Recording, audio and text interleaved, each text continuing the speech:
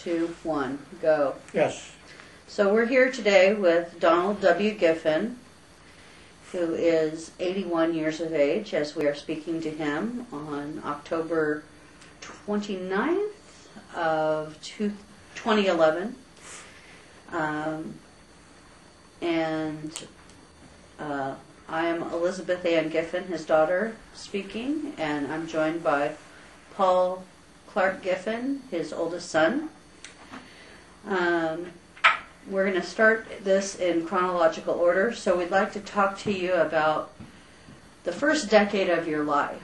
Where were you born? I was born at Bethany Hospital in Kansas City, Kansas, June the 8th, 1930. Do you remember how much you weighed or how long you were? Do I remember it? No. Were you were you normal size? Peek up at the scale. And it was under 8 pounds. I don't know. It was 7, 12 or something like that. Any stories surrounding your actual birth? Yes. Actually, my mother had lost her first baby to a stillbirth. Her name was Virginia Maxine, and she died in 1928. And that was a very, very significant thing in my mother's life. But that, I guess, made my live birth much more joyous to her. Also, the day before I was born, she was out picking strawberries. So she liked to tell that story about picking strawberries. Anything else about my birth? How did she choose your name? Well, my middle name, Walter, was pretty obvious. That was my father's first name. Donald, I do not know.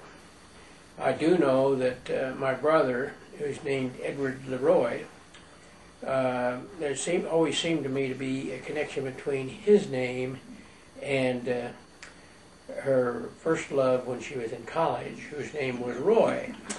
And I suspect that might have had some influence in it, just as your name, Elizabeth Ann, had something to do with your mother's admiration for her sister Ann.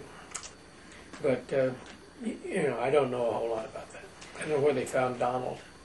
And so then your brother was born how many years later after your birth? 3 years. Were there any children in between? No. No. And so you were the big brother to who we call Uncle Bud. And what type of memories do you have before going to school of being with your little brother? Do you remember liking him? Do you remember disliking him, finding him annoying, finding him pleasant? Well,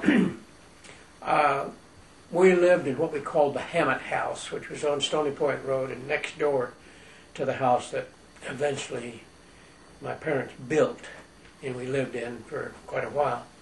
But while we were living in the Hammett House, I had a friend whom only I could see. His name was George. And George and I used to play out in the sandbox, which was to the south of the Hammett House. And we had great fun out there. And Bud Do you still see George from time to time, or just No, he's passed on. Okay. And I remember particularly in 1935 when we were building the house that things were financially very, very tight. And Mother and she recruited me to help her, quote unquote, make a Christmas gift for Bud. And what we did was we got some scrap lumber, little blocks, and painted them bright colors, probably with lead-based paint. But we didn't know any different at that time. And we painted these blocks for him, and of course he was intrigued with them. Bud was born in September of 1933, and he was a breech birth, as was Virginia Maxine. I don't know why the two happened to both be breech births, but they used forceps on Bud to get him out of the birth canal, and he was badly damaged. He had all these marks on his face and so forth, and I think he probably didn't receive as big a welcome into the world as I did when I was born, but I was a normal head first baby. So what was the first school you attended? Well, Stony Point was the first school I attended. But they didn't have kindergarten at that time, and started first grade, 1936, and graduated from Stony Point from the 8th grade in 1944. Went right through the grades one after the other. Stony Point at that time I started was a 4-room school. And where was it located? It was on Stony Point Road, across from Stony Point Christian Church, which is now, Stony Point Road is now 78th Street in Kansas City, Kansas. And the school is no more. Even the site has changed. But we had 2 grades in each room, and 1 teacher for 2 grades. And about how many children in one classroom? Well, it was 25 or 30 in each grade. Right. And I've got pictures of each of my grades, all the kids in the class. We were religious about taking those pictures at the time. The school was built with 2 rooms up, 2 rooms down, and a hall in the middle. And then it had a belfry and a bell, one of these pull bells that you could. And then in 1938, I guess it was, they had a major redo of the school and built a gymnasium and some more classrooms and did away with the bell and had an electric bell and so forth. So that changed quite a bit. And then since that time, they've torn the whole thing down and moved the school to a different location. At this time, what are your parents' professions, and how are they interacting with you, and what would you do? Well, my mother and father met in 1925 or 26 when my mother was teaching at Mound City High School, and my father was a salesman for a company that sold cleaning supplies to schools and so forth, and he had graduated from high school in 1920, I guess it was, and had briefly gone to KU. He wanted to be a surgeon. That was his ambition as a child. He didn't last a full semester at KU. He couldn't afford all the things that it cost to stay in school. So even though he tried, he washed out. And my father wanted to be a farmer. He loved farming.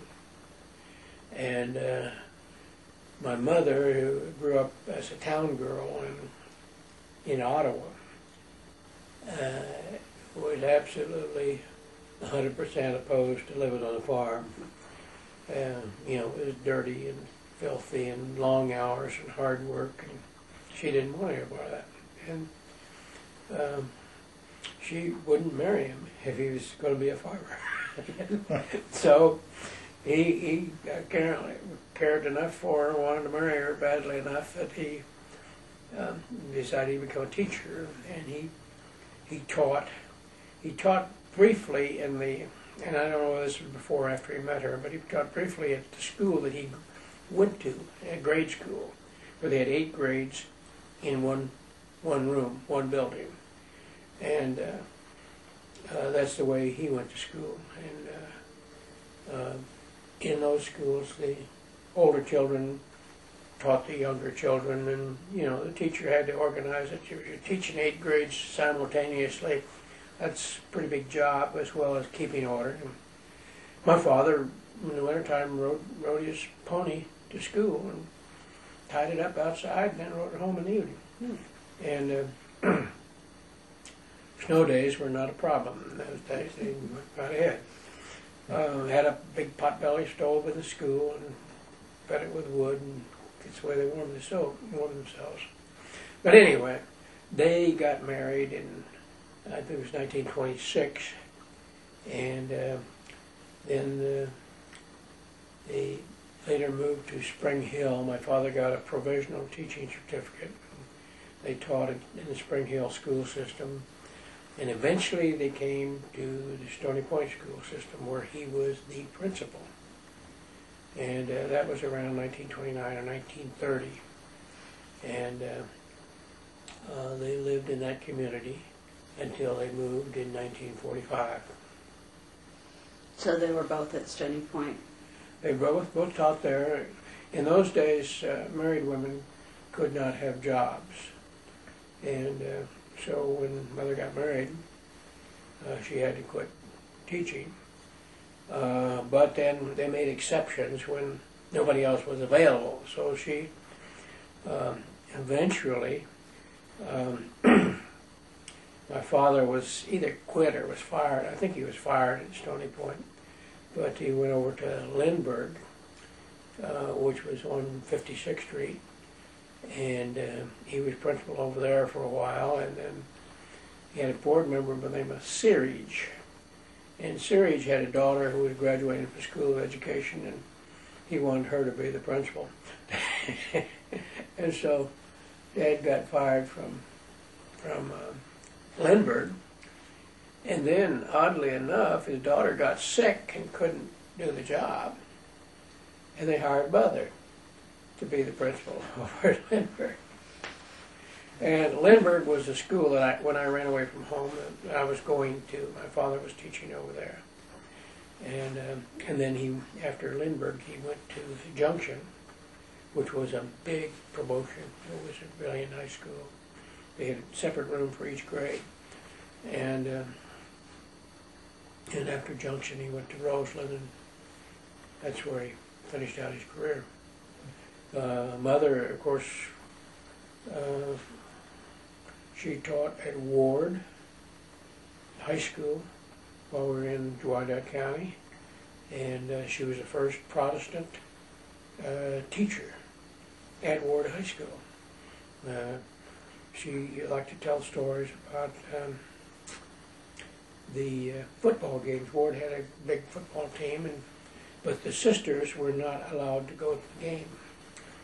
So every Monday, Mother, of course, being Protestant, she could go to the game. She went and supervised and did whatever it was called for. But every Monday, the sisters all got around her and asked her to give her a rehash of the football game.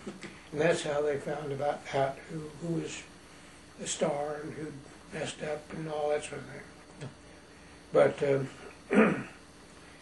so back to you. So growing up as the son of 2 teachers, obviously that a lot of pressure there. Well, probably. Who knew? I didn't. It's the only family I knew, and right. So it was. I didn't know that I had any more pressure than anybody else, but I knew that the community expected me. The community thought that teachers were smart in those days. Right. In that community, I mean, maybe not every place, but they thought if you were a son of 2 teachers, you were a pretty smart kid. So they expected you to be smart, and somewhat like the preacher's kids, they expected you to be well disciplined. They didn't expect you to be a wild kid. And so I knew that. I had one instance where I was working in a truck garden for Carl Sandburg. Not the Carl Sandburg, but another guy with the same name who had a farm, and he planted potatoes. And you pick potatoes. You've got these great big sacks, gunny sacks, maybe 5 or 6 feet long, and you bend over, pick the potatoes, and put them in there, and you got paid 10 cents a sack. It was a pretty hard job. You had a lot of bending and so forth. And one time there was some problem about somebody cheating on him. I don't know, they claimed to pick more sacks than he actually had. The total didn't add up to what everybody claimed. And he came and said, well, I know you wouldn't lie. I know your dad, and I know how you were brought up, and I guess he was trying to get me to squeal on somebody else. I don't know, but I didn't know what the answer was anyway. So that was kind of an impression that lasted with me, that here was somebody, kind of a stranger. They weren't close friends of my family, but they thought highly of my family, and I was in that reflected glory. Were there any teachers you had at Stony Point that stand out or that are memorable to you? Miss Ferguson. Miss Ferguson was a 3rd and 4th grade teacher, and I remember that in the 3rd grade, recess was a big deal, and one fall day, the kids were out playing, and usually the 3rd graders played with 3rd graders, 4th graders played with 4th graders. And the 1st, 2nd, 3rd, and 4th grade had recess at the same time. 5th, 6th, 7th, and 8th had the same time. So we didn't all have recess at the same time. But anyway, we had to make up our own fun. We weren't too closely supervised. And one day, we were all intrigued with boy-girl relationships and that sort of thing, like 3rd graders are. And I decided I was going to kiss Ruthie. Ruthie was Billy's sister. They were twins, and she was kind of the girl in the class. You know, all the guys thought she was pretty cool, and so we all chased. Ruthie didn't want to be kissed, so they chased her all over the playground. Finally, they caught her and they kissed her. And then somehow Miss Ferguson found out about that, and at the same time, the 4th graders, which were in the same room, but the 4th grade girls were in this mushy note phase where they would write mushy notes to the boys and so forth, and giggled and carried on about that. Well, Miss Ferguson devised a punishment for me and the girls, which she made sandwich boards describing our sins. I don't know what it said, but you know, I forcibly kissed a girl or something like that, and then made us walk around at the big kids' recess with these sandwich boards.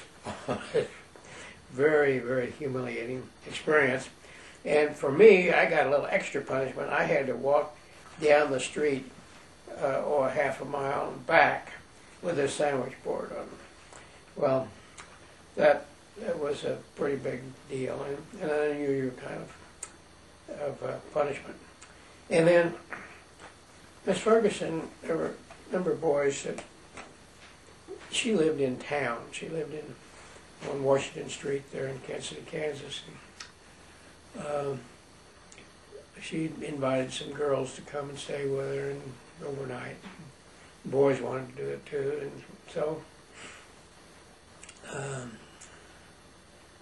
I think it was me and Billy Rogers and Lester Smith. We were all anxious to spend the night with Miss Ferguson, and so she arranged it. And apparently, you know, our parents said it was okay, and and we were, giggling and carrying on about who was going to sleep with Miss Ferguson. and it was kind of an exciting thing. Nobody slept with her, but it was fun to anticipate how it was going to be worked out, and it was a kind of an adventure. There really wasn't much to do. That was a big deal. Mm-hmm. I guess kids now wouldn't think that was very much, but we did that, and it was a kind of a different community. I remember my dad had a kid from Lindbergh.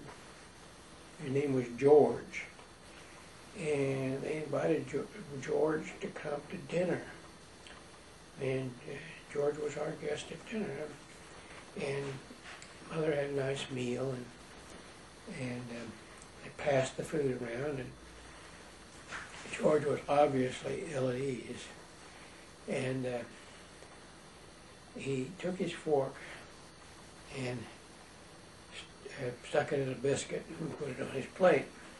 And I'd never seen anybody do that before. And I called him George Stab a Biscuit. And, Mother and Dad were on to me because I'd embarrassed this guy. But I thought it was so funny that he stabbed the biscuit with a fork. So that was kind of the way that worked out. And what church were you attending at this point in your life? Stony Point Christian Church was the only church I ever knew growing up. And I know that you talk an awful lot about your cousins. Were they coming over to your house, or what was their involvement in your life up until the 8th grade? How was the interaction happening? Well, mostly I saw my Johnson's cousins. My mother's maiden name was Johnson, and her family had usually Christmas. And we would all go down to 534 South Sycamore in Ottawa, Kansas, where my grandparents lived, and have Christmas there. And the Dick cousins, that is Ruth's children, that would be Bob, Marjorie, Martha Lou, and Lois Jean, were always there because most of the time they lived in Ottawa. Previously they'd lived in El Dorado. But they were there, and Bud and I were there.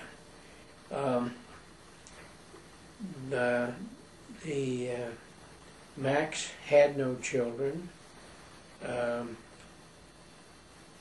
Wilfred, or Herbert, it was called both, had no children at that time, and Dorothy lived in Chicago. So and Eunice wasn't even married, and so Dorothy's kids didn't come, but I got to know the Dick children real well, and still see them, of course, and they would come to Kansas City, and we would play together, and usually in the summertime they'd come and spend a week or something. And I remember one time that we were all playing together, and Joyce, my next door neighbor, and Loretta, they lived across the street, were there, and we were building a tent. It had clotheslines in the backyard, no dryers in those days, and so we were building a tent with a rug or a sheet or something, I don't know. You strung it over the clothesline and drove stakes in the ground and made a tent. That was a big deal. Well, we were out there making a tent, and Joyce's little sister, Norma, was there. And she picked up the hammer, and somehow she hit Bud in the head with a hammer. And that was a big deal. Yeah. So Bud gets the forceps, he gets the left-handed blocks, he gets the hammer to the head, he gets the tricycle off into the unfinished basement. Yeah, that's right. He really got He had some abuse. Rough upbringing. He was kind of in the hood. Yeah.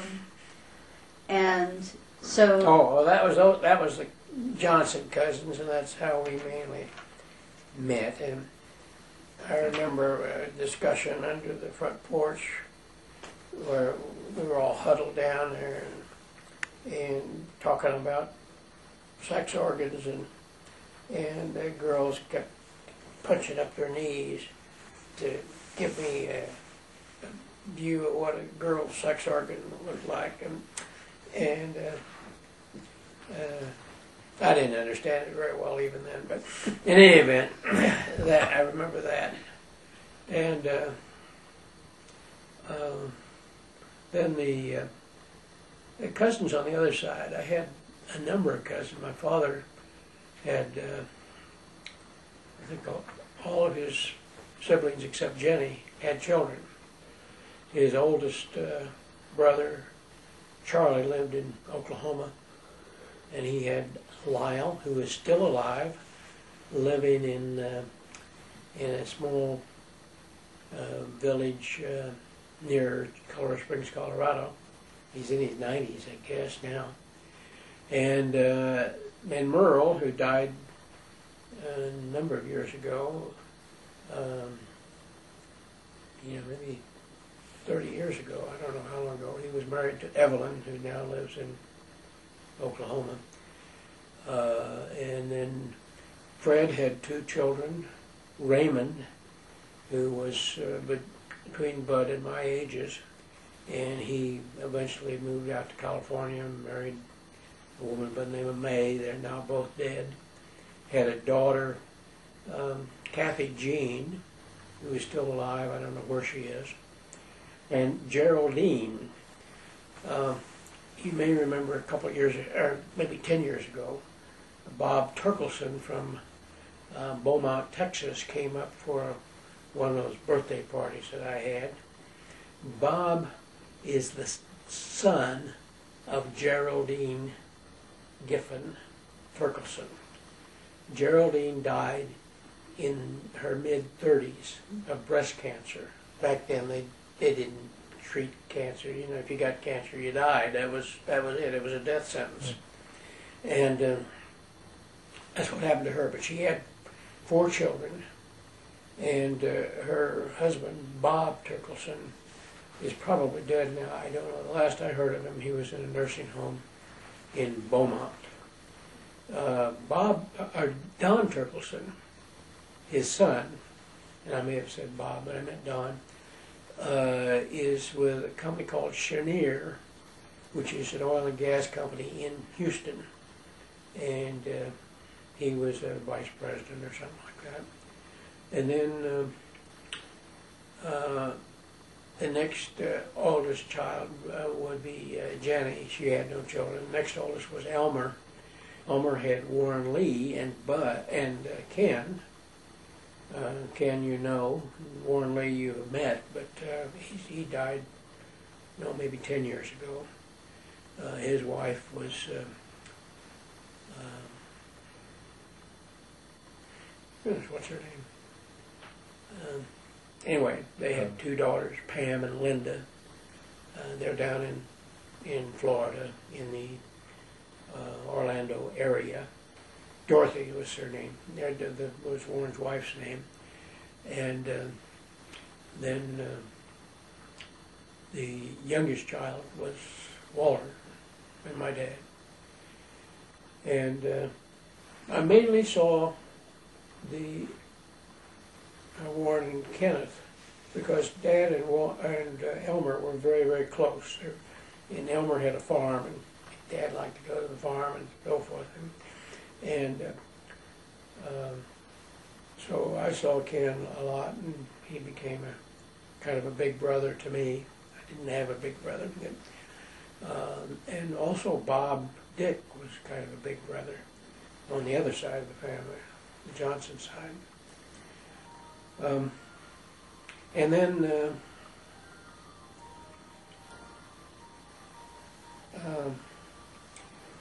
you were talking about Warren's divorce earlier. Warren Lee went to Blue Mountain High School, and when he graduated, it was 1938, 1939, and he came to live with us and went to work for Charlie Smith, who was Loretta's father. He lived across the street and was a contractor of sorts. And Warren had taken manual training, manual arts in high school. He was a pretty good carpenter and lived on a farm. You knew how to fix everything, and you know, you built your own radio and your own wind charger and did a lot of very creative things that kids don't do anymore. But anyway, he was pretty talented. But he came to live with us and started dating a girl there in our community that he met through our church, whose name was Evelyn, I believe. And he fell in love with Evelyn head over heels, and Evelyn didn't reciprocate. She didn't care for Warren. Eventually, they broke up. She may have married somebody else, I don't know. But anyway, he was terribly, terribly disappointed. And he'd had a high school sweetheart by the name of Kathleen, who still was back in Blue Mountain. And very shortly after Evelyn and Warren Lee broke up, he went back to Blue Mountain and married Kathleen. And they came up and lived with us. They had the master bedroom in our house, and the marriage was not working well. Warren, at that time, had gone to work for North American Aviation, making B-25 bombers in the Fairfax district in World War II. And within 6 weeks or so, they broke up. And my father was involved in an effort to get them reconciled or straighten it out and so forth. And I remember one time he went to Warren's apartment in Kansas City, Kansas, and there on one of the tables was a picture of this woman. And Dad said, "Well, is this part of the problem?" And he said, "Well, yeah." And one of his fellow workers at North American Aviation was Dorothy. And Warren eventually divorced Kathleen. She went back to Blue Mountain, and I don't know what happened to her. And eventually he married Dorothy. And that was a tragic situation. We had a family reunion at our house sometime after the divorce or during the divorce.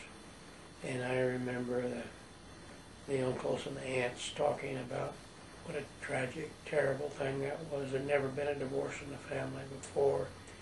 And, you know, it was equivalent to, you know, to becoming a pirate or going to prison or you know, or a criminal act. It was a terrible disgrace for the family. And I pretty much vowed that I'd never get a divorce as a result of that. And so was Dorothy ever accepted in the family? Well, eventually she was accepted, yeah. And you know, you're talking about, they lived, their marriage lasted for 30, 40 years before Warren died. So it was a long marriage. You know, there were lots of problems along the way. Beulah, Warren's mother, blamed Lois, my mother, for breaking up the marriage with Kathleen, which, you know, was totally irrational, but sometimes they do that. And Beulah and Lois never got along very well anyway. So but they finally got over it. And anyway, that's the story of the cousins. After you graduated from Stony Point, where did that take you? What school? Turner. I went to Turner. I was a freshman at Turner. The community I grew up with was just a wonderful, wonderful community. Everybody cared about everybody else. It's like a small town, even though it wasn't a small town, but everybody knew who you were. You knew who everybody else was, and you didn't dare cut up in front of any adult for fear that they'd correct you on the spot, maybe slap you or do something, or at least tell your parents about it. So one school, one main church, one main store. yeah. So everybody was centered around. And well, you mentioned stores. We had within a half a block of where we lived was Kuchler's grocery store. In those days, supermarkets hadn't been around. You know, you had neighborhood stores, and I recall, you know, we ran a tab down at Kuchler's store, and at the end of every month we got paid and go down there and pay the grocery bill. And a lot of kids after school, their parents somehow gave them a nickel so they could go get a bottle of pop or a candy bar or something down at Kuchler's, but I never had that. And my parents were really tight on money. And I remember one time I swiped a piece of candy or a package of gum or something, and Mother found it, and oh boy, and I had to not only return it to Mr. Kuchler, but apologize for stealing it to him. And I had to go by myself and do it. And of course, you know, I didn't know what getting around it because I knew they'd ask him whether I had or not. So I had to do that. But boy, that was quite a lesson on stealing. Didn't necessarily take, but on everything. But it was a good start. And I was pretty careful not to steal, at least from Mr. Kuchler.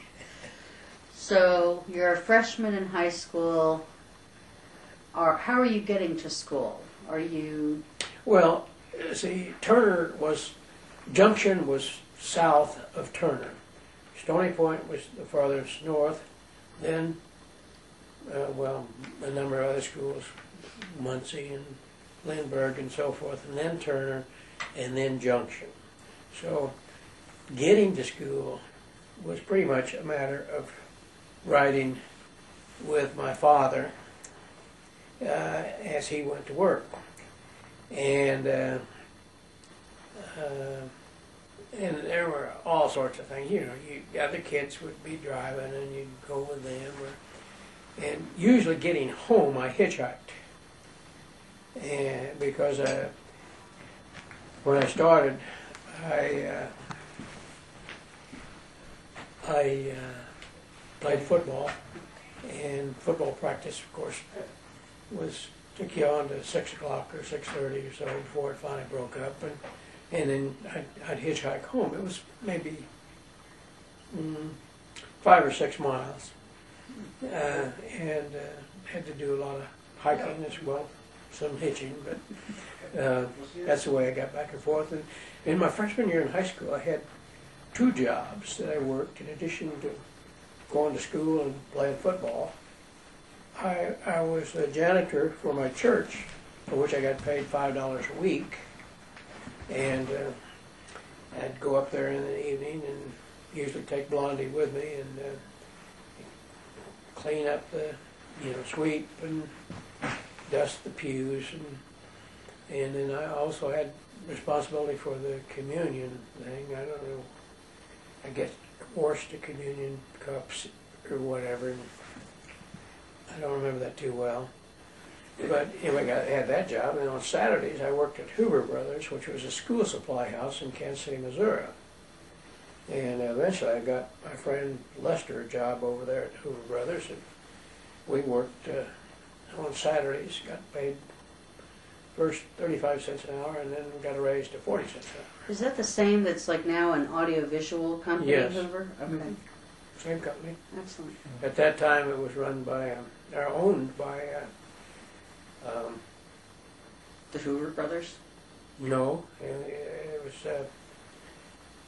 Katzman, and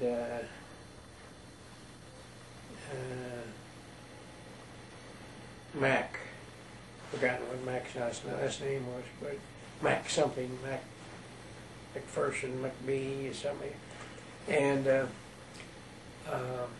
my Uncle Fred was a traveling salesman for Hoover Brothers, and that's how I got on at Hoover Brothers, was because he knew Al Katzman and McGuire, and McGuire, and they hired me on down there. I was, I think, 14. You had to be 14 to get a work permit. Now, when you started in high school, were you able to take different kinds of classes, or back then was it pretty much just English, Everything history? was required. We didn't, except for band. I took band and What was your musical instrument? trumpet. And how's that worked out for you?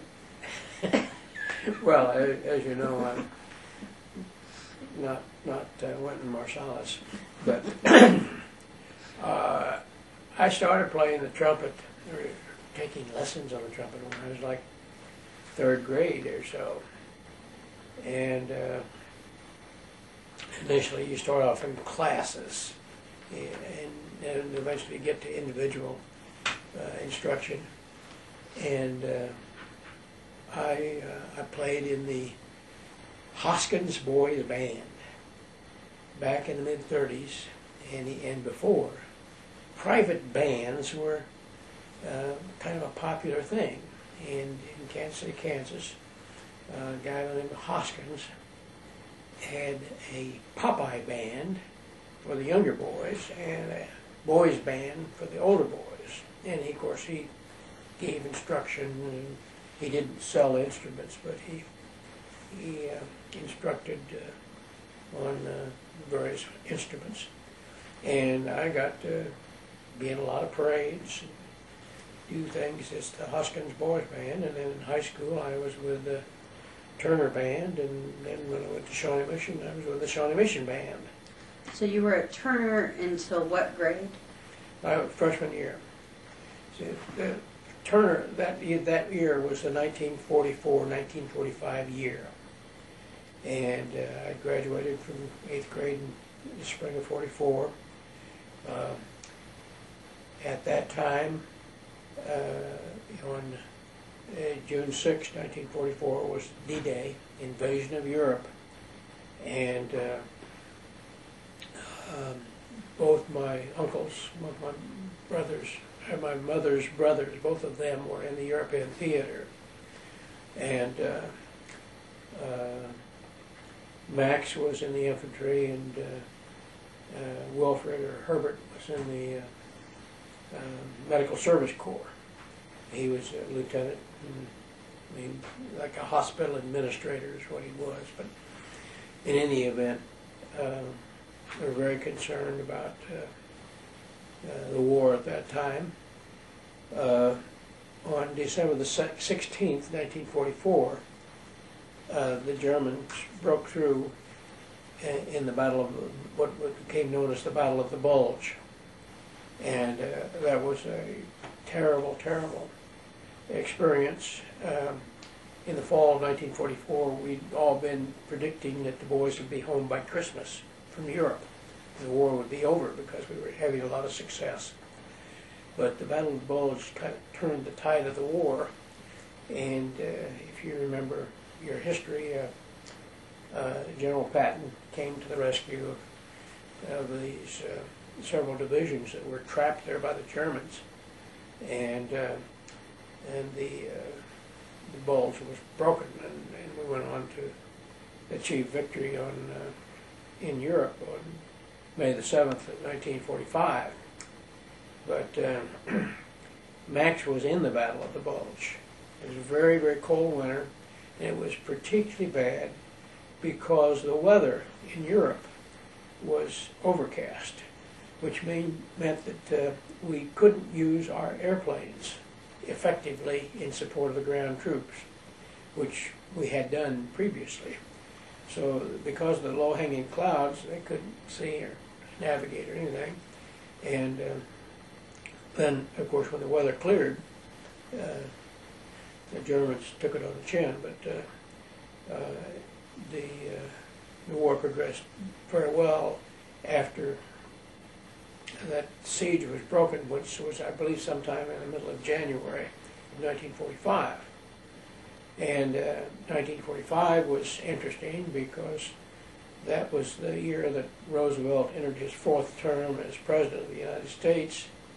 And then he died on April the 12th of 1945. April the 13th of 1945 was a Friday the 13th. And that was the day when I was out for track, and in the course of broad jumping, I broke my right femur. And that put me in the hospital for... Thought you were a pole vaulter. What? Thought you were a pole vaulter. You thought I was what? A pole vaulter. Well, that was in the 8th grade. Oh, okay. But this was just practice. Okay. I broke my leg in a practice. Gotcha. And that was quite a turning point in my life. It wasn't as big a turning point as not having made the basketball team, but breaking my leg immobilized me, prevented me from playing football in the fall of 1945, which I very much wanted to do. And at the same time it broke my leg, I was changing schools. We were moving from Stony Point over to what is now Roland Park on Parish Drive. And that was just a big event in my life. And I never did quite catch on at Shawnee Mission. I did all right academically, and I did well in band and orchestra. In fact, Harold George, who was the instrumental music director, invited me to join the orchestra. And it was through his invitation to join the orchestra and playing in the orchestra that I acquired my interest in classical music.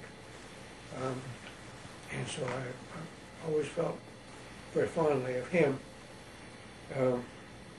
Your friend,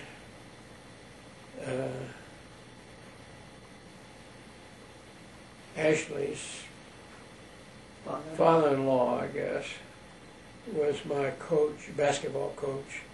Or grandfather-in-law. You know, Grandfather-in-law. At Shawnee Mission, and I tried out for basketball and got washed out in the third or fourth practice there. But that wasn't as significant as the event at Turner. Turner was a very critical thing in my life. I had been, as I said, on the football team in the fall of 1944, and was co-captain of the football team, big wheel at the banquet, and I was a pretty popular kid at Turner. And they had a number of practices, basketball practices, and I wanted to be a basketball player, and it was not too bad. But in any event, they had tryouts for the basketball team, and this was one of those cases where you shoot so many layups and so many set shots, and so many free throws, and do all sorts of things. Well, for whatever reason, I couldn't hit the broadside of a barn at that tryout. And it just completely devastated me.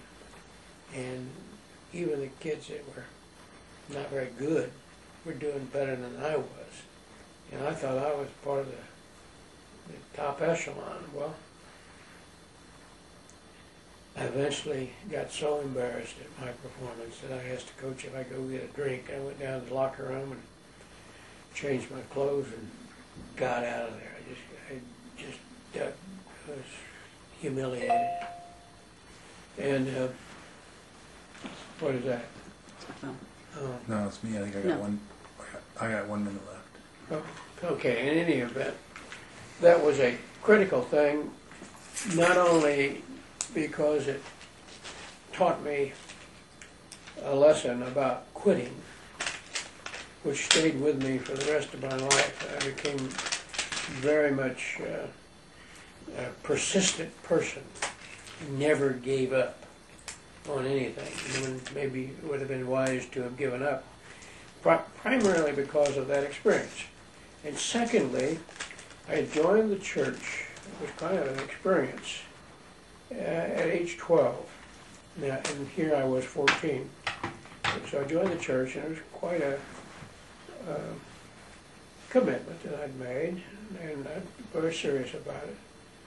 But I had a belief that if you were a good kid and you didn't sin and you prayed, you got what you wanted. Well, I'd been a good kid. I hadn't really sinned. And I prayed a lot on that basketball thing, and I didn't get what I wanted. And I didn't really understand how those things worked. And it caused me to basically lose a lot of faith in religion that I'd had before, because, you know, God had jerked the rug out from under me at a very critical time, and that was unfair. And so that had an impact on me. Is that time to... I have 9 minutes left. Okay. Oh, I didn't okay. realize I couldn't see it very. So, you're at Shawnee Mission now. Where's Shawnee Mission located? Well, it's Shawnee Mission North now. They call it Shawnee Mission North. Okay. And Bud is not at Shawnee Mission North. No, he's at Roseland. You see, I started as a sophomore at Shawnee Mission North, or Shawnee Mission is what it's called then. And Bud was... Did you skip a grade? What? Did you skip a grade? Not then. I thought you... Okay, right. You started as a sophomore. And Bud would have been, I guess, 7th or 8th grader at Roseland. And we both had difficulties adjusting to it. It was a totally different kind of environment. We'd come from a community where everybody knew everybody, and we were well respected and well liked and popular, into a community where we were kind of nothing. We had to start all over again, and it was a difficult time. What kind of academic achievements did you have in high school? Were you taking honors I classes? graduated 33rd out of a class of 330. So I was just barely in the top 10% of my class. Was not in what they call the National Honor Society. Mm-hmm. My mother was very upset that I didn't make that, but I didn't have any leadership or any other roles in the school. I was just basically an academic guy, and so Was college something you were... I did very well in math, and I remember a physics class. I liked physics, and that was basically it. Did you have a clear idea of what direction you wanted to go in after high school? Oh yeah, I wanted to be a Marine fighter pilot. Yeah, very much influenced by World War II and the fact that I'd missed out on it, and that was a tragedy to not having been a part of that great enterprise. People don't understand that anymore, but in World War II, the whole country was behind our troops, and we were basically defending our nation in a very real sense. We had air raid alerts, and the Germans landed some submariners on the east coast, and the Japanese shelled on the west coast, and of course the Philippines was taken, and that had been largely an American enclave, even though they had some degree of independence. And Pearl Harbor was that was our territory. It was our base, and so we were very threatened, and were very much in support of our troops. And there was an Office of War Information that put out a lot of propaganda that made us think that our guys never died and the other side always did, and there were a lot of recruiting posters and a lot of patriotic stuff going on at the time, and I was taken in by it. Your heroes were obviously war heroes. Oh yeah, sure. And that Bobby Marshman story that I wrote is still a very poignant part of my life. He was somebody that I knew well and had a relationship with, and he was killed, and that made a difference. And my Uncle Max, I still have one of the shells from the salute at his funeral over here on my desk, where he was kind of a hero too. He was in the Battle of the Bulge, and he'd been shot at some Germans and brought back a souvenir and all that sort of thing.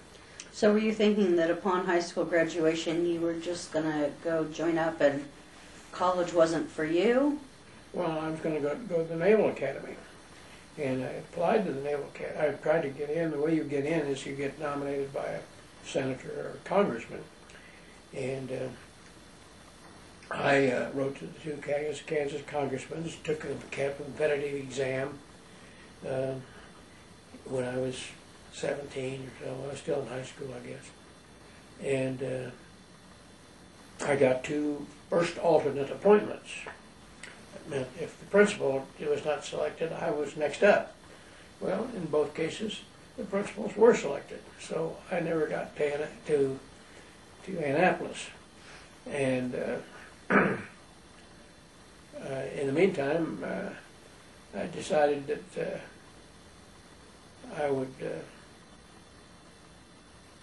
I'd finish high school early, and so I took a summer school course in American history in the summer of 1947, and finished all my requirements for graduation.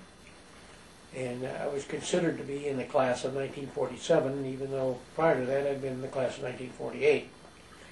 And then there was a big discussion about where I was going to college. My mother and father had very much wanted me to go to Ottawa or some small school, but I had my sights set on KU. One of the returning heroes from World War II was a guy by the name of Ray Evans, who was a big football star at KU, and I admired him greatly, and that had something to do with it. Also, my cousin Bob was in the V12 program, and that's a Navy program, and he went to KU as a part of the V12 program, so I was interested in KU. That's how I started there. Let's go ahead and wrap this up. We'll start on a new tape for KU to current day. Okay. That way we won't have to worry about big up. Okay, so we're back for part 2 talking with Donald Walter Giffen. And when we last left off, he was getting ready to head to college, so we're going to pick it up in the fall of 1947, and young Donnie is off to Kansas University in Lawrence, Kansas. Were you living in the dorms, or how was that going? My cousin Kenneth and his wife Midge and their daughter Donna lived on New Hampshire in an old brownstone house, and I lived with them rented a room from them originally when I went up there, and lived there with them. And did you know what discipline or what study you wanted to follow once you got to KU?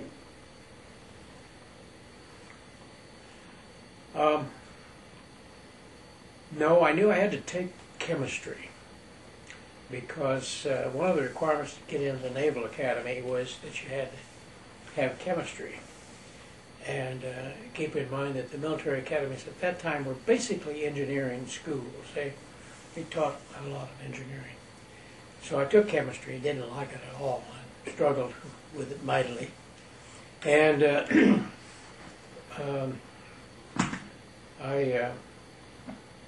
my mother had been a Latin and Greek scholar, and so I took Latin, which I took that for 2 semesters to fill my language requirement, although I didn't really care for it a whole lot. And took some math courses. Math was, it's just, I was a genius in math. I could get A's without really going to class or reading the book or anything. That's where Pierce gets at then. Had a keen sense of math. Part of it was from my father, who was really good at mental math. They don't teach mental math much anymore, but it's real good for a businessman or an investor, as I'm doing now. You know percentages, you recognize percentages, you know parameters of what's possible and what's not, and it's not a matter of writing it down and figuring it out. You know that in your head, or you can figure it out in your head, and that was an advantage that I had. I didn't really capitalize on it in college or even much after college, but perhaps had I stayed in that area, I would have succeeded better, gone into astronomy or something like that, where math is very important, or physics. In any event, The military was still heavily on your mind. the military was heavily on my mind, and I was intrigued by popular things. Politicians were kind of good because I wanted to be in the limelight. And so I was interested in political science and the social sciences. And KU was just it was just like going to heaven when I got there. I'd been so miserable at Shawnee Mission, and when I got to KU, everybody was new up there, so it wasn't like I was the new kid in school. Everybody was new, and I didn't go to Rush or anything like that. I wasn't a fraternity guy, but because both I and my parents felt that fraternities were tremendously expensive and way beyond our means, and nobody in our family had ever belonged to a fraternity or sorority, so that wasn't a possibility. But in any event, it was really an opportunity for me, and I became interested in a number of extracurricular activities. I've told you previously that I tried out for the band and was summarily washed out. never even made it to a band practice. Russell Wiley was the director at the time, and I had to audition, and I didn't pass the audition. In fact, a lot of failures. I haven't really reviewed all the failures in my life in high school, but aside from the basketball things and football, I did go out for football in my junior year, or whatever, it was my last year at Shawnee Mission, and I played on the B team, but those were failures. What position did you play? Center. And I don't see That's right, center yeah. in this physique. well, I was good. In those days, you played single wing or double wing. You didn't do the quarterback underneath the center like they do now. But so if you could hike the ball well, you got to be center, and instead of guard or whatever else the slow people got to be. If you had some speed, you got to play in the backfield or be a receiver. And you don't know the tall guys got to be receivers, but anyway, that's the way it worked. And that's pretty much how KU got started. I formed a friendship with a guy whose name I've forgotten. He was from Morristown, New Jersey, but he pronounced it Marstown. Now, I didn't even know the name. I tried to look at the map and find Marstown, like it was Marstown, but it wasn't there. And finally, I figured out where he was from. But we were both freshmen, and I invited him home for weekends, and I invited him back 3 or 4 weekends in a row. And finally, my parents said, well, maybe not quite so frequent. And then I got to the point where I was spending my weekends at KU. I wasn't coming home every weekend. So that worked out well. And How did you do your first year? beg pardon? Academically, how did you do your first year? Well, I got, of course, A's in math. Took,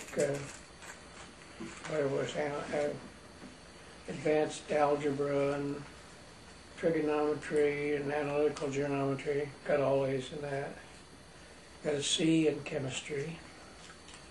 And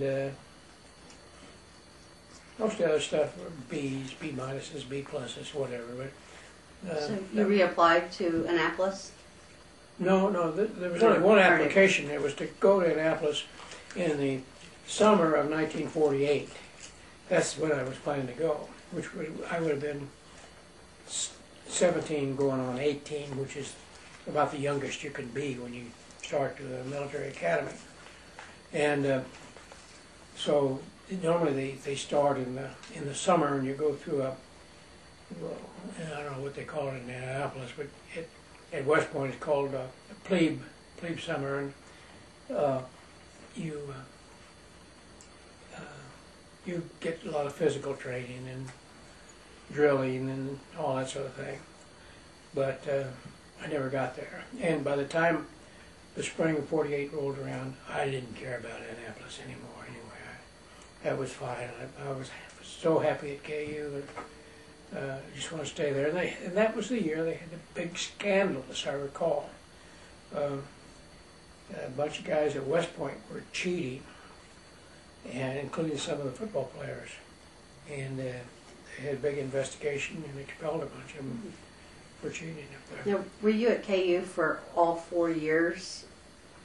Yes. And you got your degree in what? At that time, they had a 6-year program where you could go to the college for 3 years and to law school for 3 years and get 2 degrees. An AB degree from the college and a LLB, later changed to a GAD from law school. And one of the advantages of that was you didn't have to have a major. Your major was pre-law. Okay. And so that's what I had. And I had a very good time at KU. I was very happy there. So by your 3rd year of college, you started thinking law was the way you wanted to go? No, it was before that. I think it was 2nd year. It was kind of a default thing. I didn't have any great urge That's what I was to be a lawyer. It was that there wasn't anything else that even halfway appealed to me. Yeah. And by not having to declare a major, and by thinking that, well, law could be a stepping stone to politics or a stepping stone to business or other things, that, why not go to law school? And the Korean War was on that too. So if you got out of school, you were going to get drafted. And I got into ROTC. And What year did you join ROTC? Sophomore? well, I know that I graduated from ROTC the same time I graduated from law school, which was 1953. And so there were 2 years that I did not take ROTC in there, out of the 6. And I believe that was probably, I didn't take it the freshman year and one other year, maybe my junior year in college, I don't know. But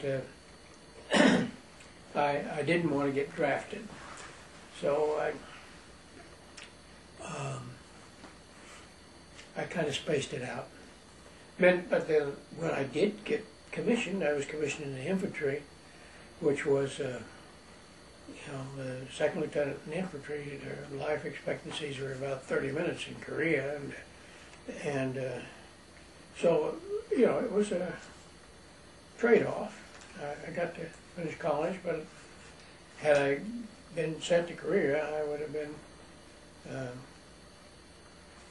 in a vulnerable position. But as it worked out, the Korean conflict wound down pretty much in 1953, and the armistice wasn't signed until about 2 or 3 weeks after I was in the military, so I never got into combat. And all 6 years that you were in Lawrence, they were 6 consecutive years, correct? Yes. And were you always living in the same spot, or did you? No. No, I always lived in a rooming house, and I never lived in a dormitory. Did they have dorms back? They had sure, dorms. Sure. Battenfeld was there, and I don't know, maybe they had others, but in any event, I lived on Tennessee. I lived on, probably 8 or 10 different rooming houses. in 6 years? Yeah. Did you come home for the summers? Oh yeah. And did you work while you were in college? Every year. Oh, What were Yeah. some of the jobs that you had? Just Yeah, briefly bingo. list. Well, when I was in high school, I worked summers in high school too. My father at Roseland had a manual arts instructor by the name of Newland, Dick Newland, I believe it was, and he painted houses during the summer. So the last year or so of high school and through college, I worked with him painting houses. And That's the dress then attire. earlier than that, I had worked at Roseland School as a janitor's helper or something during the summer, cleaning So a up lot the of building. physical labor. Yeah. And then in college, I worked for the Reno Construction Company as a operator of a Mexican drag line, as they say. Mexican drag line is a shovel. And then in 1952, summer 1952, I became a summer clerk with Spencer Fane Britton Brown. And that was my first connection with Spencer Fane Britton Brown. That connection started through Harry Brown. Was it known as that at that time as well? Oh, yeah. Okay. And Harry Brown was, Harry and Helen were friends of Fritz and Martha Erwig. And of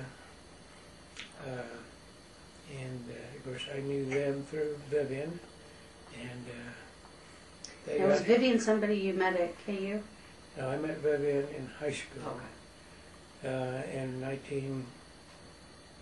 late 46, 47, I don't know when. I had a friend by the name of Paul Larson. Paul lived with his father. His mother was dead. His father doted on him and just spoiled him ridiculously, but his father didn't drive, Paul did. And his father basically let him pick the car that they would own. And Paul picked a Chrysler convertible.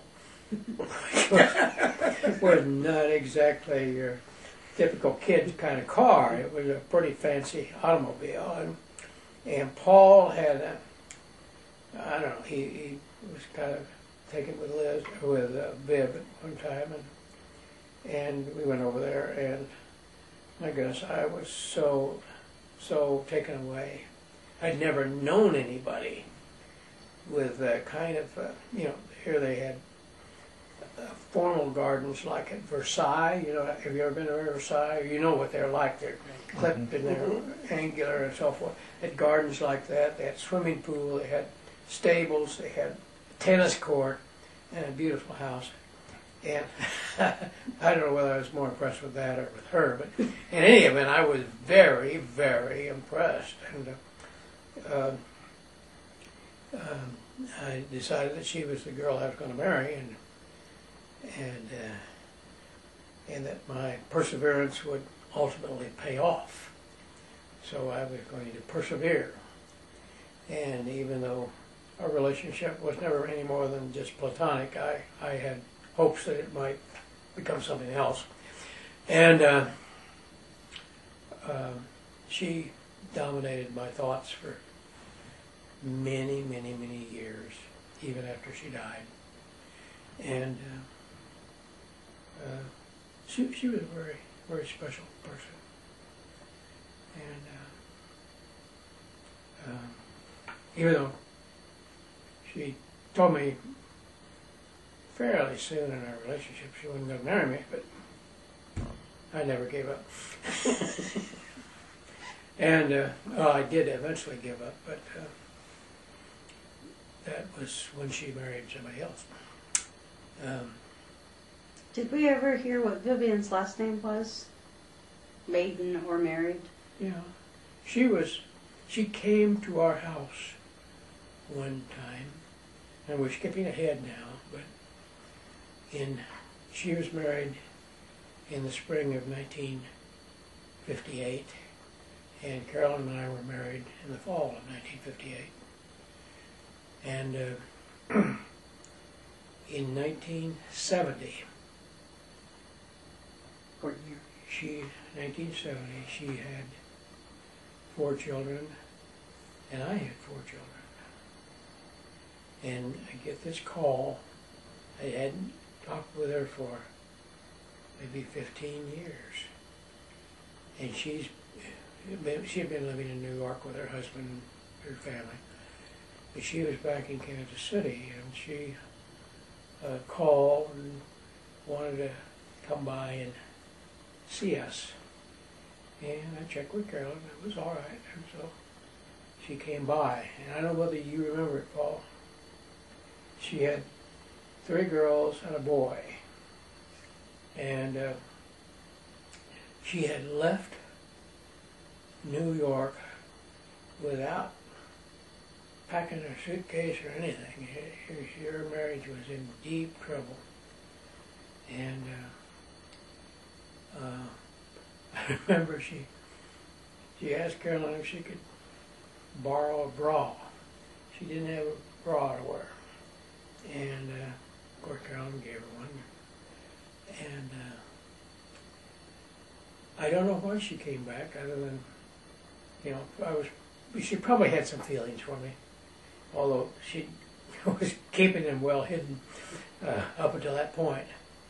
But she knew she passed up on a good thing, huh? Yeah, well, I think that's probably true, but at least what she thought at the time, because her marriage had been so bad. Her husband was abusive to her. He was a physician, a very, very good, skilled and well-known physician. He worked in the area of what are the kidney specialists, renology or something like that. Anyway, he's still quite well known, and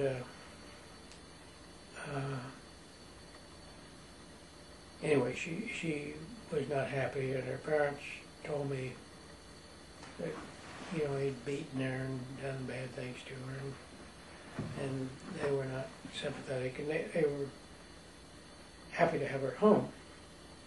But that visit, rekindled a lot of all thoughts and ambitions and so forth that I've been trying to abandon. And I never did really ever completely forget her. I mean, that didn't happen. She was always in my thoughts as to what could have been. But I was very committed to my marriage, mainly because of this Warren Lee thing, but others as well. I mean, religiously, I was committed to the until death do you part. And regardless of how bad it got, I was going to stick it out. And I didn't see her again until 1972 or 1973. But anyway, Shawnee Mission was having a reunion. And it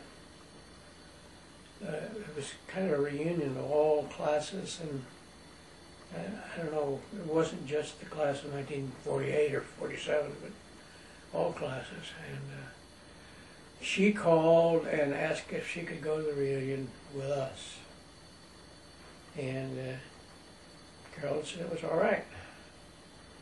And so we went to the reunion together. And Carolyn was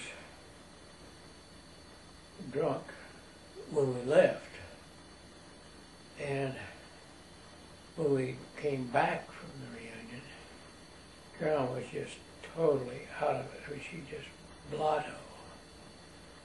And I remember taking Liz back to her parents' house and walking her to the door, and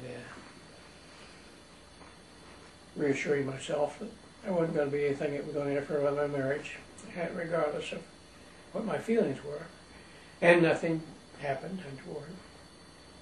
And but it provoked and rekindled thoughts and feelings that I'd had for years. And then on March 25th of 1973,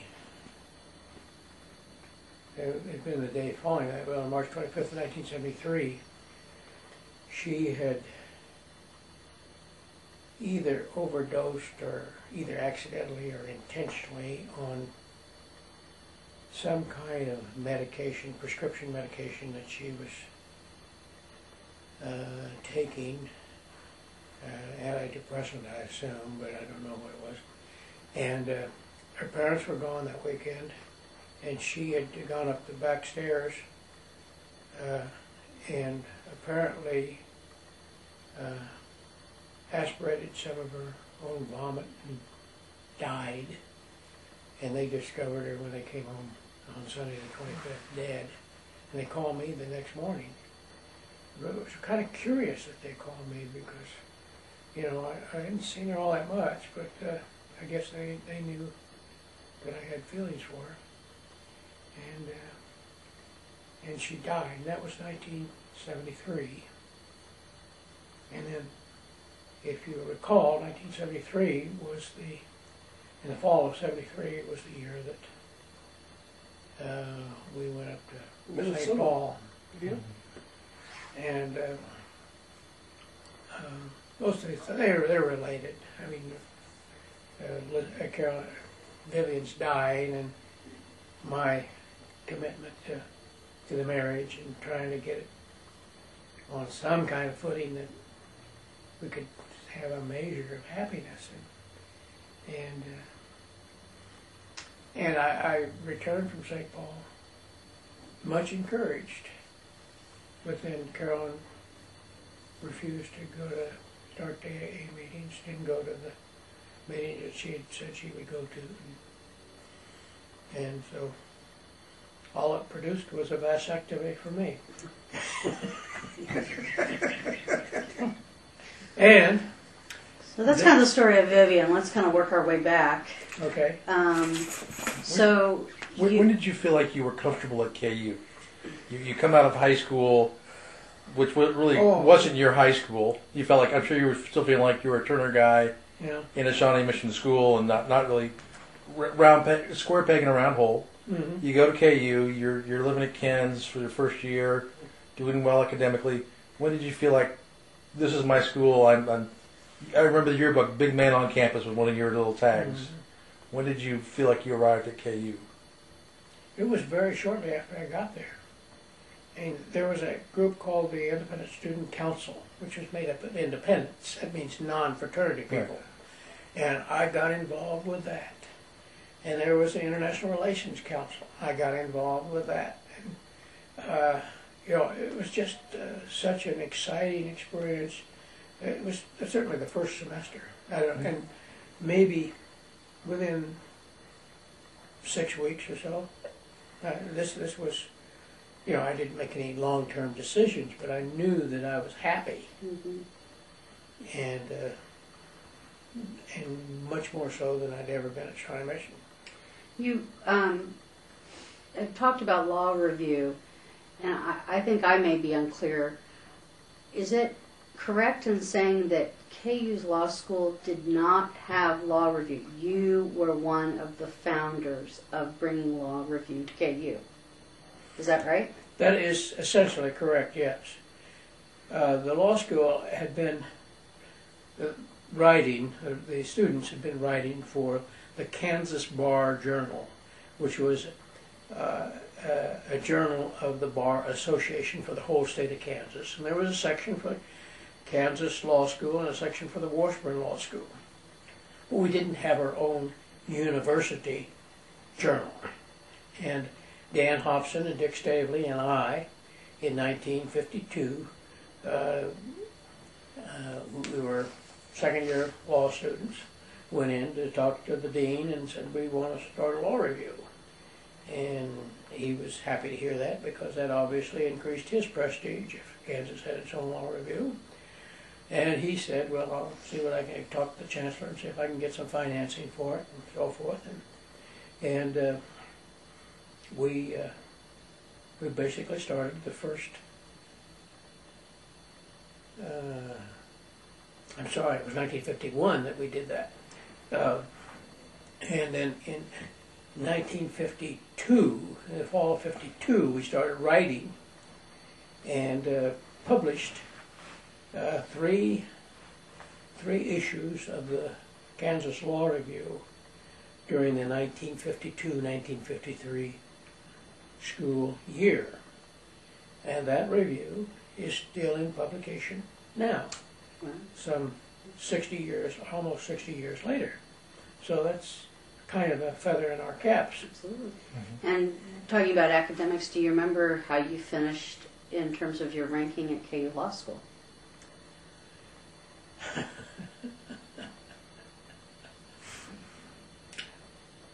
There's, you know what Phi Beta Kappa is, Sure, right? sure. All right, well, in law, there's something called the Order of the Coif, which is the equivalent of Phi Beta Kappa. And I was elected to Order of the Coif in law school. My feeling is that it would not have happened had it not been the hard worker that I was on the law review. I was working 12, 14, 16-hour days on the law review, making sure that it was going to get published on time, that we met our deadlines, that we got all of our site checking, fact checking done. I was the principal editor of the law review, and that's a big, big job. Yeah. And the faculty was well aware of that. And in my opinion, I was probably, as far as the classes were concerned, maybe 5th, 6th, 7th, someplace along in my class. But I wound up being 3rd. And I think that the story is like this. In the fall of 1952, I'd gone to the faculty advisor for the law review and said, the university has an award for the student who has contributed the most to the university during the past year. And would you consider putting me in for that award? Well, yeah, sure. And my instinct is that the person I talked to dropped the ball. They never did get around to doing it, or if he did, I didn't get it for some reason. But the consolation prize was that I got to be Order of the Coif, which of course was a much better honor than what I'd asked for. And I think my grades in my senior year in law school got adjusted so that I would qualify for Order of the Coif. So you're trying to say that you don't feel like you earned the academic grades you received senior year. Exactly. Now, I've never told anybody that before. You're the first one to hear If that. I had only known that, I could have gotten somewhere. Yeah. Well, if you were working that many hours on the review, how in the world could you spend And well, you Yeah, had, that's classes? true. Really? and you had ROTC, Gosh. Yeah. and ROTC was a significant time commitment, wasn't it? Well, as I recall, it was like a 3-hour course. Oh. You know, you went 3 hours. You had a little bit of Drill. I thought you had weekends. No, No. not at that. Well, you went to summer. In the summer of 1952, I went to Fort Benning, Georgia, and for my summer camp training as a cadet. Was that the first time you'd been there? That was the first time I'd been there. I hitchhiked down Fort Benning, Georgia, if you can imagine. Really? 1,300 miles. And that was quite an experience, but, Grandpa and grandmother let you hitchhike all the way to Fort Benning, Georgia. well, I was 22 years old. I mean, I didn't do much letting. Yeah. If I was going to hitchhike, No, I ask was him, going to yeah. hitchhike. And I'd hitchhiked all my life. It was, you know, you don't... It's not like today. No, it's not like today, and I'm sure there were just as many murders and kidnappings then as there are now, but they've somehow gotten publicity, and so now people don't hitchhike. When I was in Israel in 1983, everybody in Israel hitchhiked. They had these little, looked like bus stops, and people would go in there and they did this, I think, like rather than hitchhiking, we always stuck our thumb out, but they had a different hand signal for hitchhiking. But anyway, that was quite an interesting experience. I got a ride with a homosexual guy on the way down there, and he was half drunk and wanted me to drive, so I drove, and he tried to seduce me, but I wanted to get out of the car and went on. Anyway, that was one of those episodes. Okay, so now we're finished with law school. We're walking cap and gown. Where are we going after graduation? What are we going to do? Well, you go down to the ROTC building, you raise your right hand, you swear to uphold the Constitution and laws of the United States, all officers and superiors and authority to you, and you get some gold bars on your shoulder, and you become a second lieutenant in the infantry. Where do you go do that? Well, I got commissioned there at KU, but I was sent to active duty in July, which was 3 or 4 weeks later, at Fort Benning. And I went to a basic infantry officers course where I did pretty well. I taught a course there even though I was a student. It was a law course. They thought anybody with a law degree was, it was pretty special. And so they thought I could teach military law, which I did, and it was done well. But that was my next thing. Then I was assigned to Fort Leonard Wood, Missouri, which was a basic training base.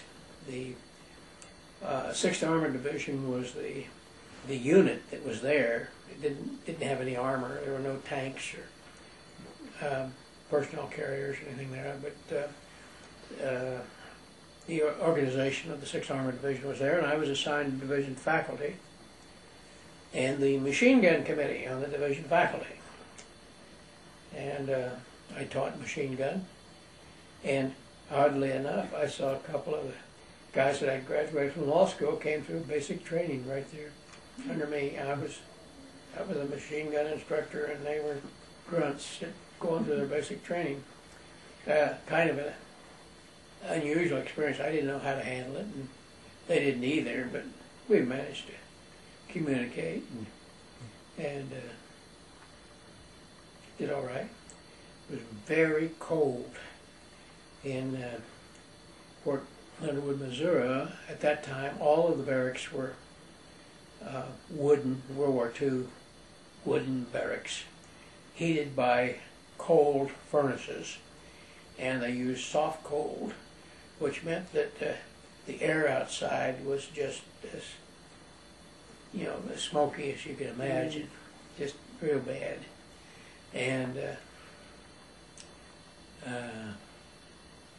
I remember we had these caps that I guess they started making them for Korea, but they were a wool cap with ear flaps that pulled down, and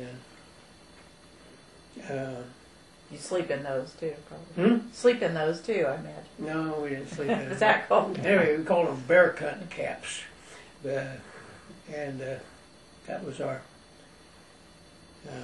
nickname for them. And then I applied for Ranger School, and I was accepted. What excited you about Rangers? Well, it was special training, outdoors. It was tough. It was hard training. And Rangers were pretty special then. It was long before Navy SEALs or anything like that.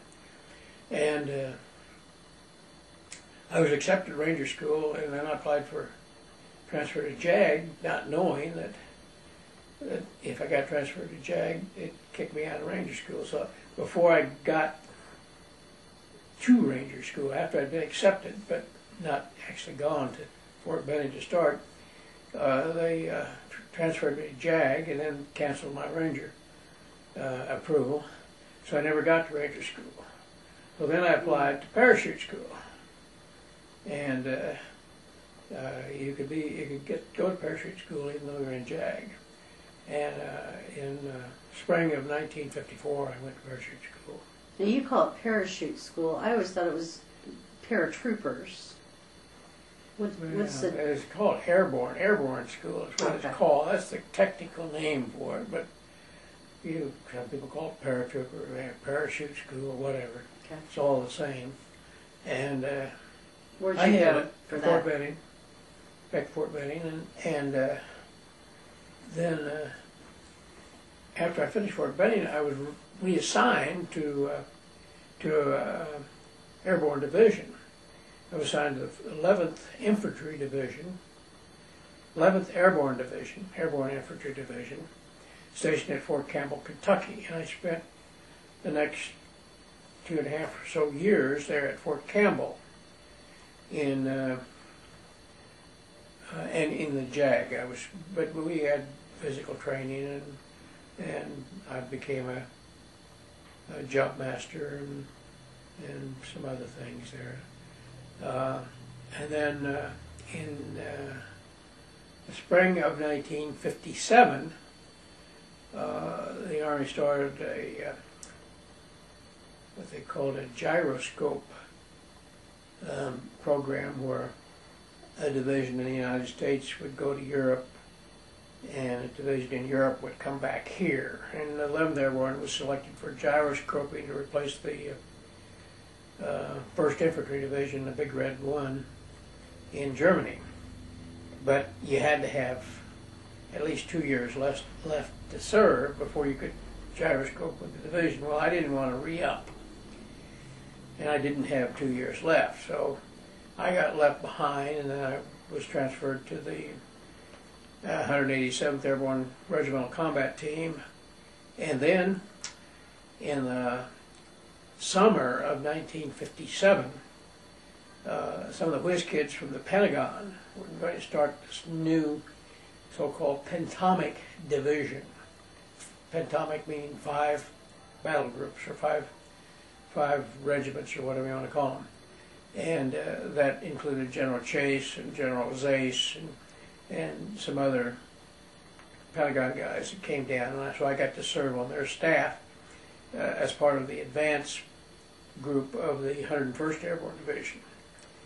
And then I applied for early release and was turned down, and then eventually I was accepted for early release so I could go back to Yale to go to the master's program at Yale. And I got back there, and in order to get through, I had to rely on my GI Bill of Rights, and I sold my car, and I got a scholarship, and went to Yale. Why Yale? Because Harvard wouldn't take them. No, I was accepted at Harvard. I was accepted at Georgetown and Columbia. All of them I'd applied, but Harvard had already given out its scholarship, so I didn't get a scholarship at Harvard. And of the other schools, I thought Yale was the better school.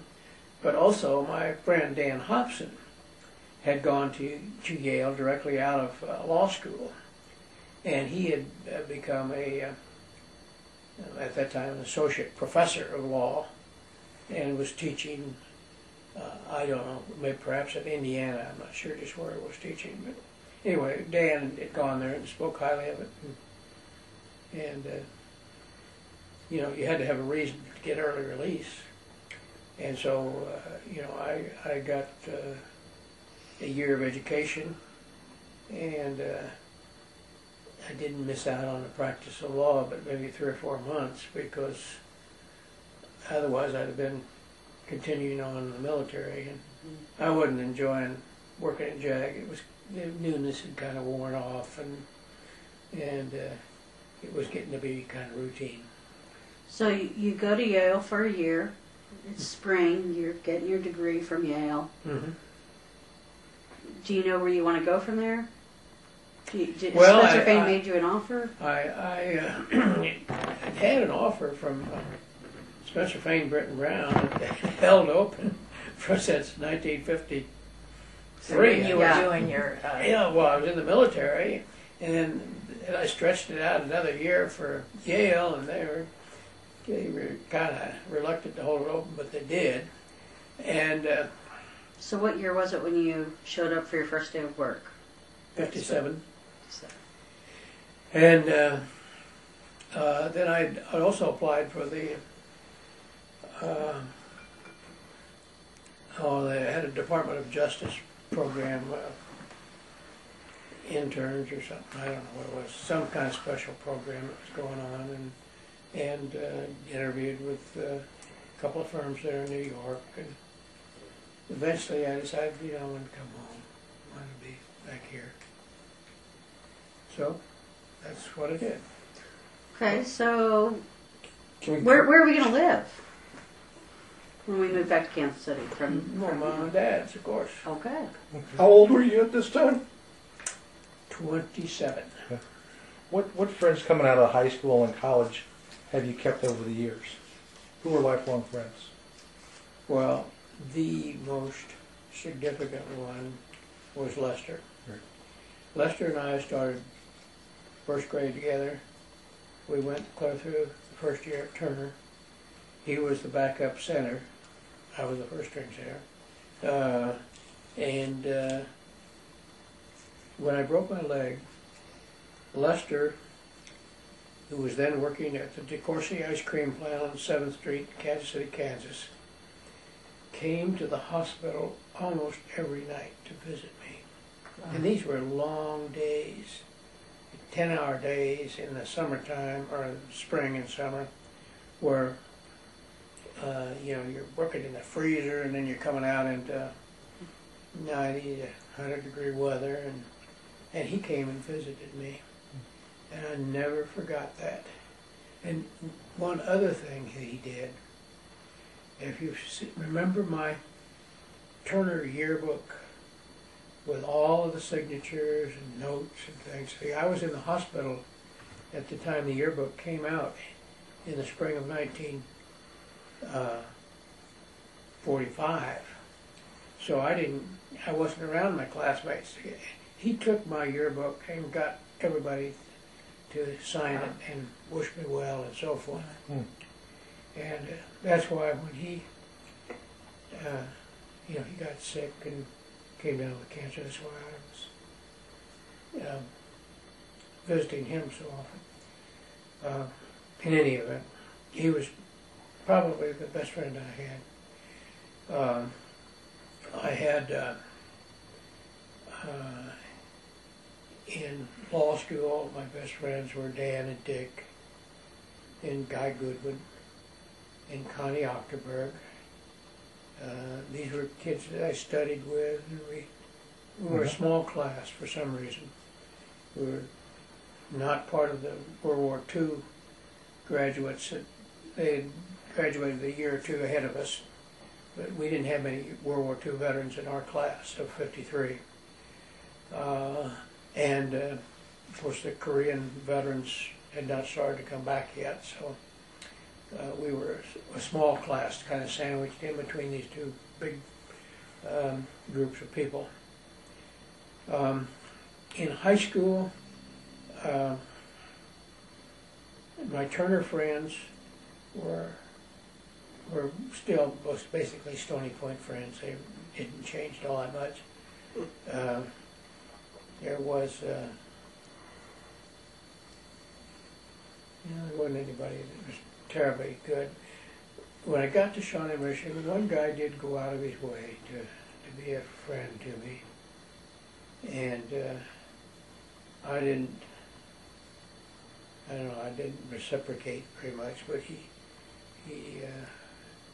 Fred, I can't remember his last name, but he did try to be a friend to me, and there was a girl that lived across the street on Prairie. She invited me to the prom. I turned her down.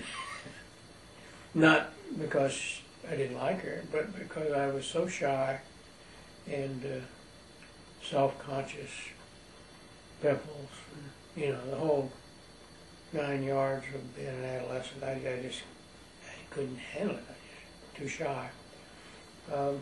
In college, I had a friend, Walter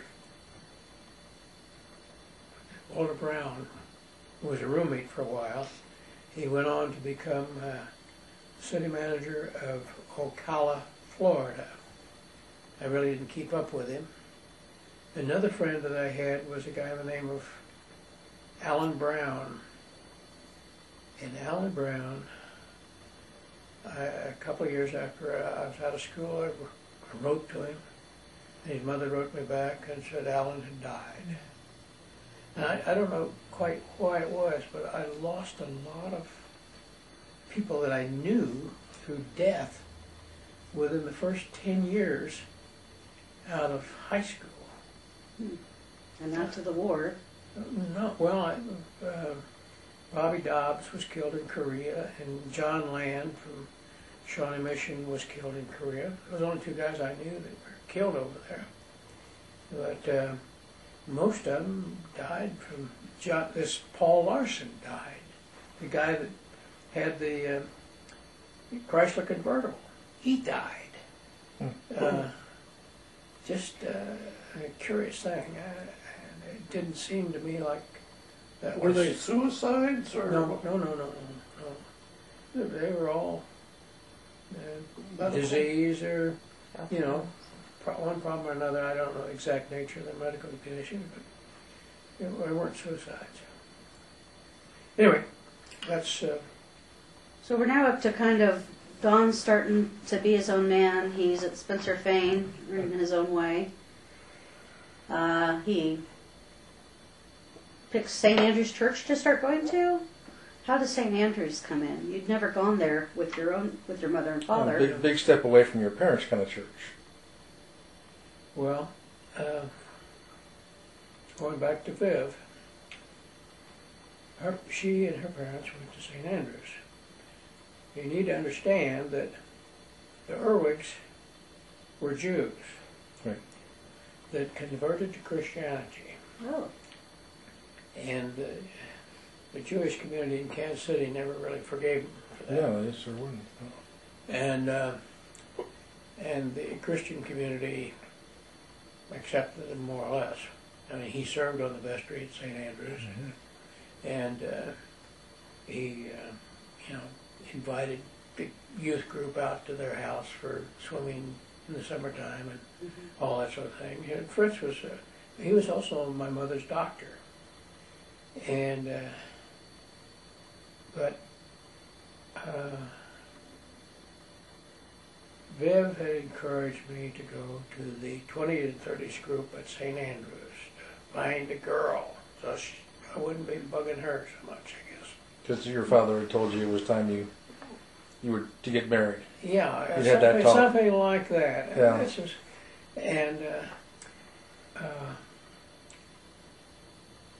that's how I had been going to the 7 C's class at Country Club Christian Church, which was a wild bunch of young people in their 20s.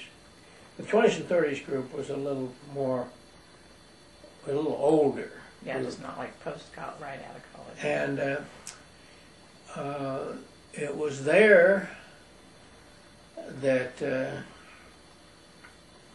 among 2 or 3 other girls that I met Carolyn. She was going to the 20s and 30s class. And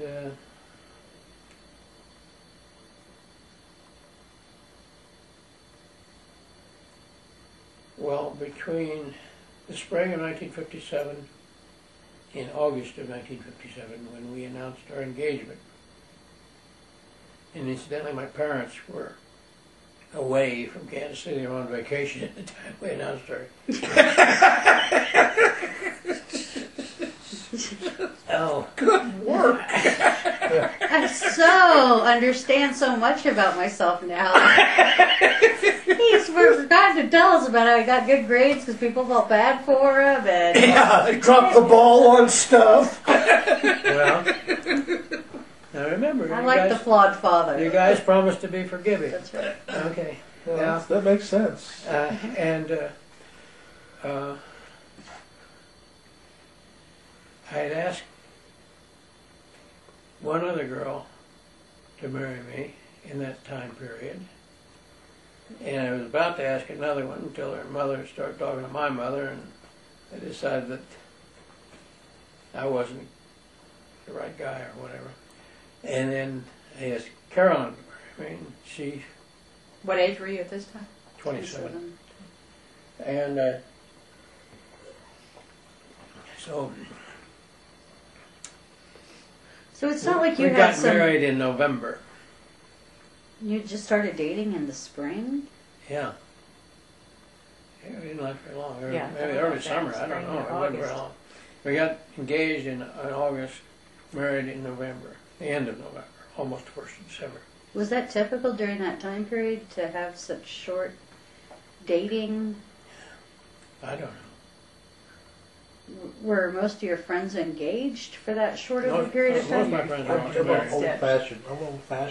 I'm old-fashioned kind of guy. Anyway, Three-year you know, dating I relationships. probably was bouncing off of Viv's Yeah, marriage. just right once. You know, I We had a probably- kid. Trying to keep So up. she said yes. I got it. well, you know, I was not getting married because I thought it was No, going to be better. It was just she's done me cold. you know, maybe it would be a little bit better, but I didn't have high hopes anyway. So, Anyway, we got married. And then in December of 1957, Wait, We Paul were- was born in 56? we were burglarized. you're right. The Plaza apartment, first floor. Yeah. Mother said never get a first floor apartment because you'll always get robbed. Well, then never put your address in the paper of when you're going on honeymoon and Oh, that happened on Well- the honeymoon? Oh. No, we weren't on a honeymoon. oh. We just went out for an evening, it was Saturday evening, and we were out doing eating dinner or going to a party or something. I don't know what it was. Did they take your area rugs? There's been a rash Ignore of these comments. Let's move Okay, on. so you have your first Christmas as a married man in '57. Life is going along pretty okie dokie for 1958. Well,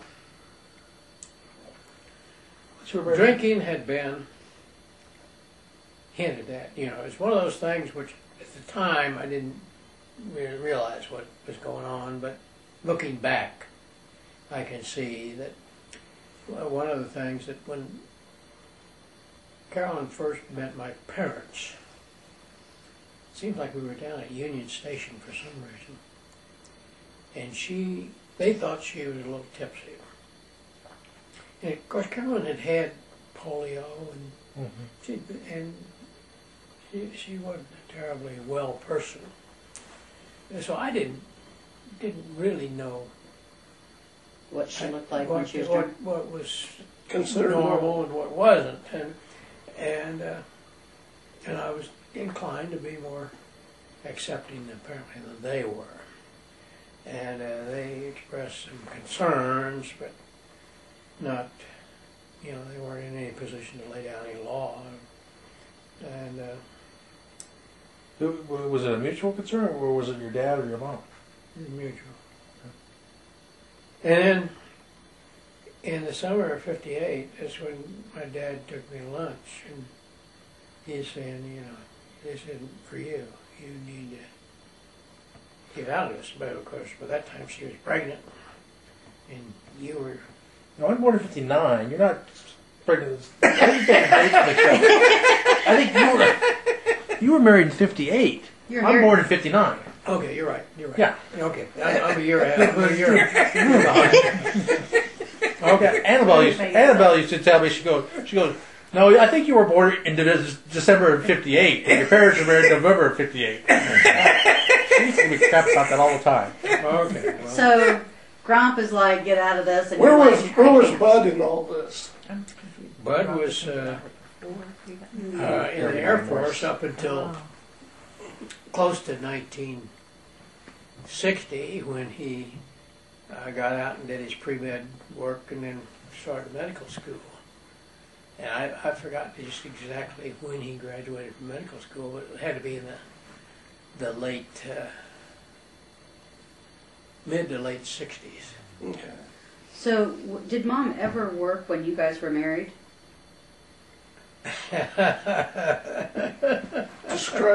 Define the word She work. had a job. Whether she worked or not, I don't know. But Define the word Was that the one work. at Travelers Insurance? she worked for Travelers before we married. That was when she was in New York, I believe.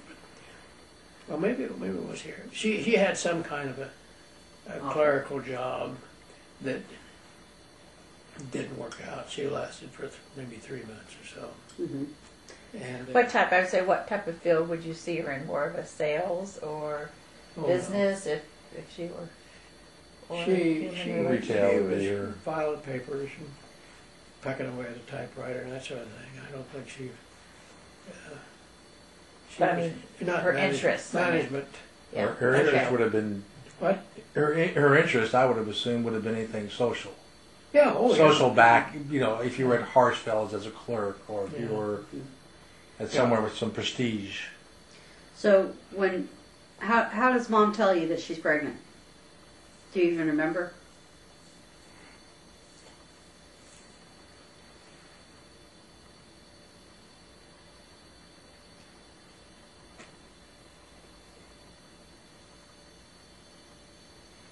She seems like the type that would have done something grandiose, not just, oh my gosh, you're, not blurting it out. But I don't remember. I know that it was a great thing. I mean, were you everybody scared? was so happy. Her mother was happy, and her dad was happy, and her sister was happy that she was pregnant. This was such a wonderful thing. What about you? Were you a little scared? And, no, I was all right with it. At that time I was concerned about her drinking, and I guess she was enough into prenatal stuff that she knew that she needed to cut down or stop smoking and stop drinking, and she did pretty much in that pregnancy.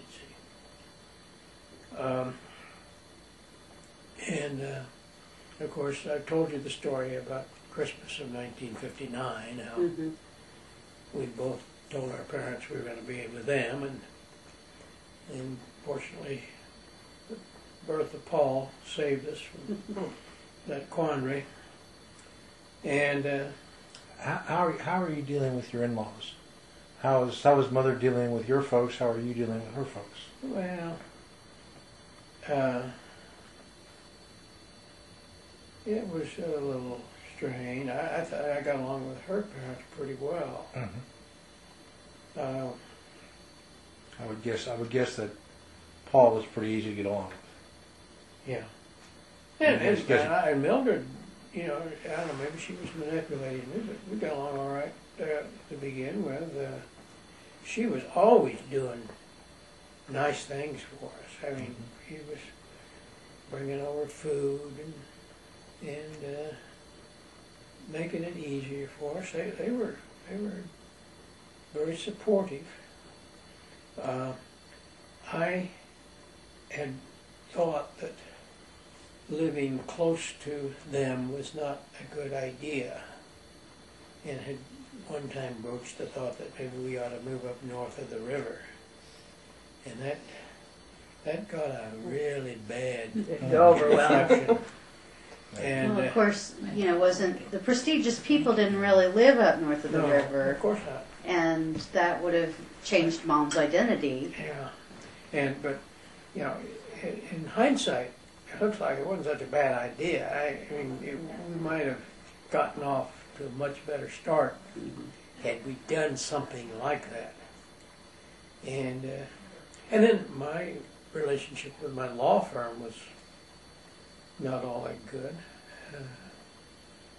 My superior was this Joe Kelly, who was a real bum as a lawyer, in my opinion. Anyway, I worked for him, and even though I didn't respect him